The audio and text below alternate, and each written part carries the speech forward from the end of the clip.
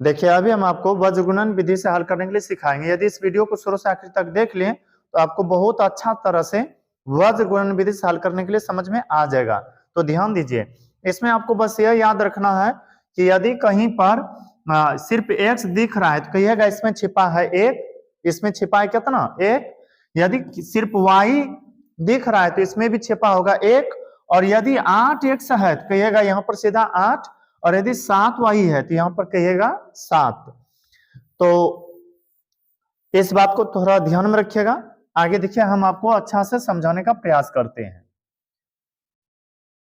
जैसे कि यहां पर देखिए दो समीकरण दिया हुआ है और पता है वज्र गुणन विधि हो या विलोपन विधि हो या प्रतिस्थापन विधि हो, किसी विधि से हल करने के लिए चाहते हैं तो कम से कम दो समीकरण तो दिया हुआ रहना चाहिए।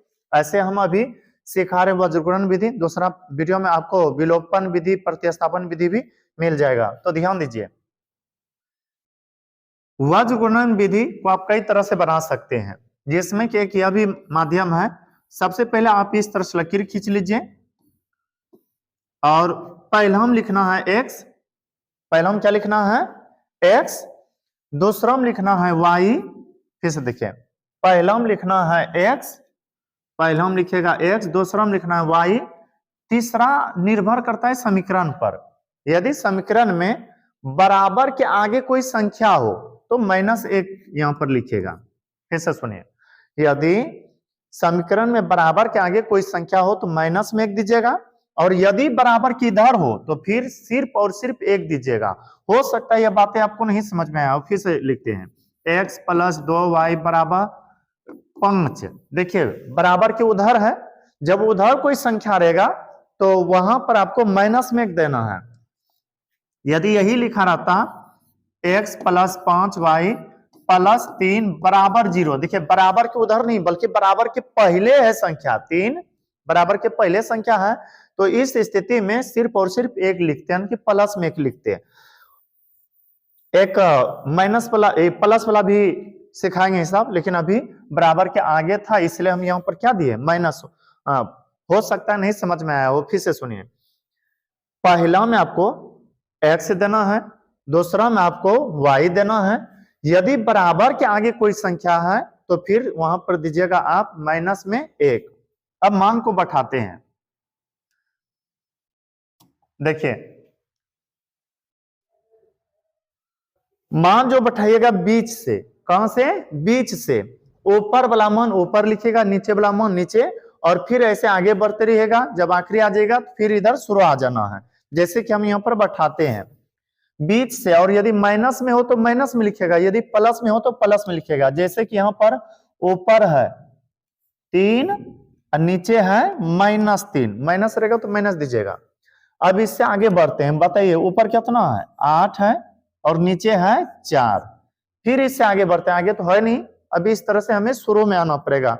प्रारंभ में आते हैं तो पता चलता है कि ऊपर तो 2 है और नीचे देखिए x है, x में कितना छिपा रहता है 1 छिपा रहता है 1। फिर आगे बढ़ेंगे, आगे देखिए 3 है और नीचे है -3।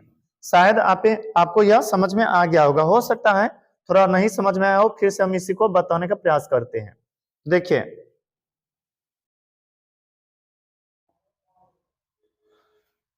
हमें बैठाना है कहां से, बीच से। कहां से बैठाना है, बीच से। यदि बीच से हम बैठाने की बात करें तो आप खुद से देखिए और यह सोचिए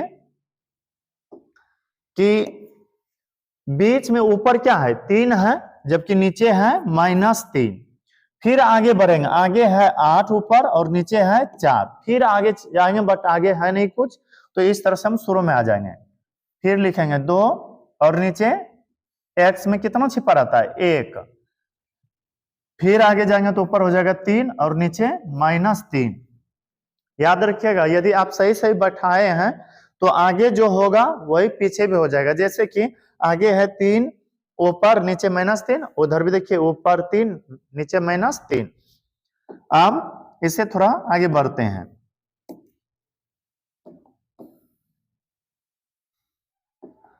देखिए हल करना बहुत ही आसान है। x है, x लिखेंगे। अब x से हल करना शुरू करेंगे।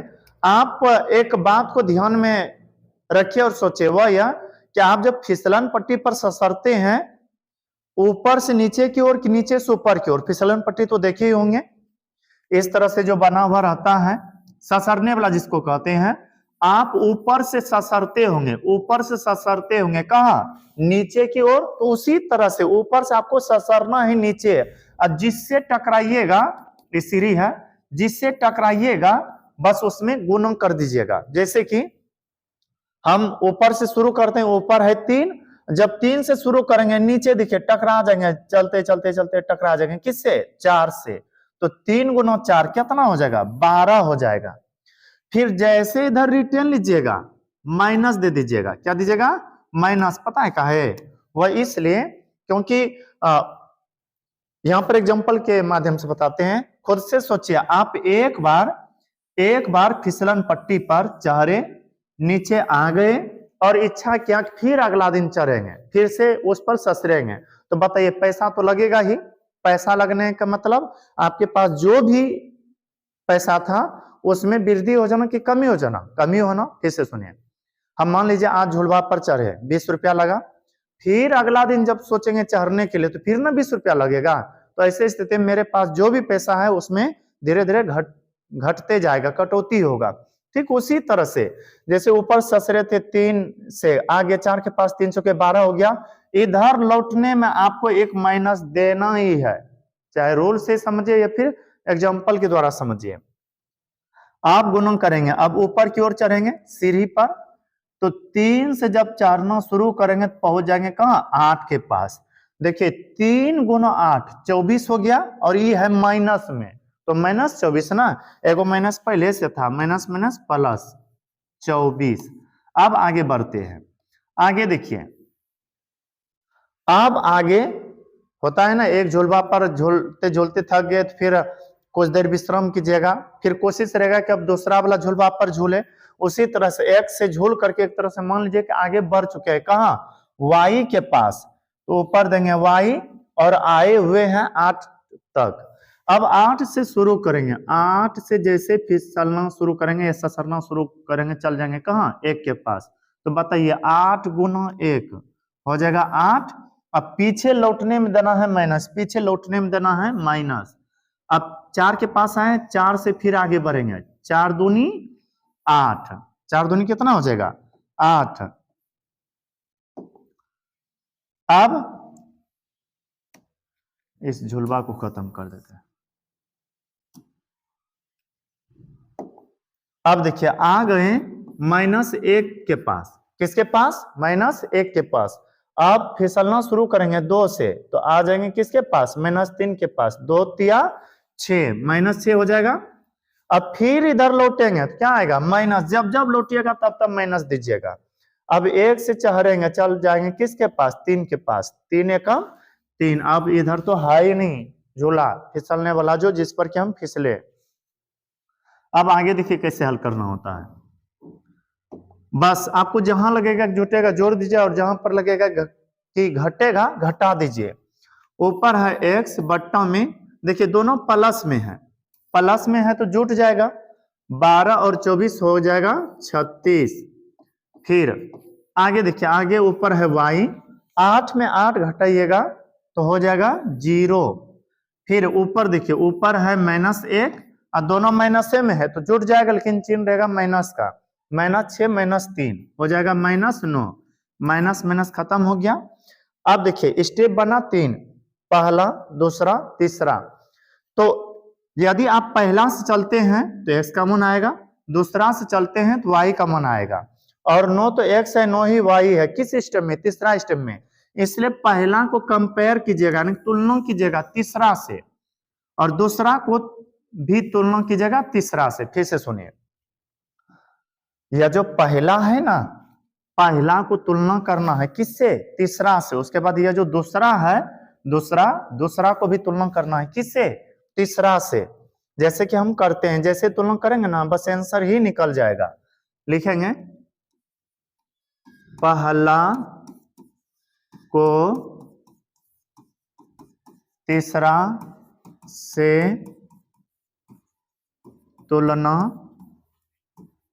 करने पर, तुलना इसलिए कर रहे हैं क्योंकि सब के सब बराबर है आपस में, तो x का मान पाना है, और यदि पहला को दूसरा से तुलना करेंगे तो इसमें x है, इसमें y है, लड़ जाएगा आपस में ही।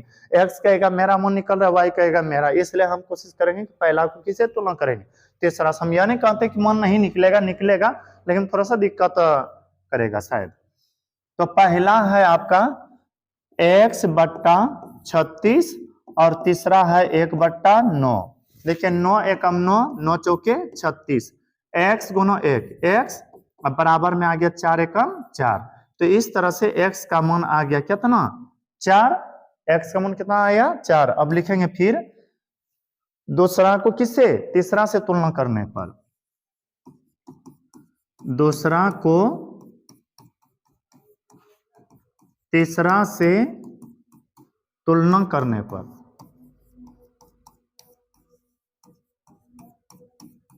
बताइए दूसरा क्या है। जब दूसरा के पास जाइएगा तो पता चलेगा कि दूसरा में है y बट्टा 0, दूसरा में है आपका y बट्टा 0, और फिर उधर है 1 बट्टा 9। तो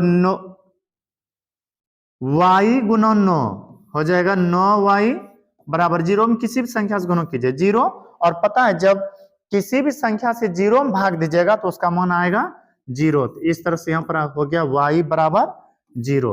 देखिए x का मान आया था, x का मान आया था 4 और y का मान आया था 9। हमें उम्मीद है कि आप इस वीडियो को देखने के बाद सीख गए होंगे। हो सकता है कि कुछ कमी रह गया हो तो फिर से दूसरा वीडियो देख लें, और इसके बाद वो वीडियो देखने के बाद आपका पूरा तरह से डाउट क्लियर हो जाएगा। और दूसरा वीडियो में आपको यहाँ पर जैसे माइनस है ना अभी, तो प्लस वाला बताएंगे।